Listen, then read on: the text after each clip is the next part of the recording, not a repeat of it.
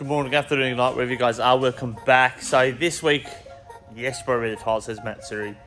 But honestly, I was so worn out from doing Luke Fink's car, all the stuff in between, the testing of his car, the events in between, all that. So I was so exhausted, I filmed minimal. So all the footage, I did a couple of the boys to film some stuff.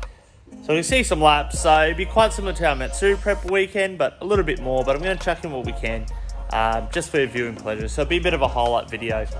And yeah, because I was well exhausted. A lot of things going on in the background, and your boy just needed a rest. And I just wanted to go drifting.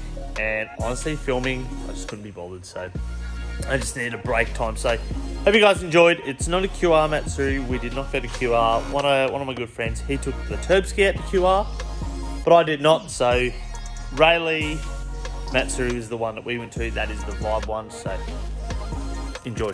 Thank you.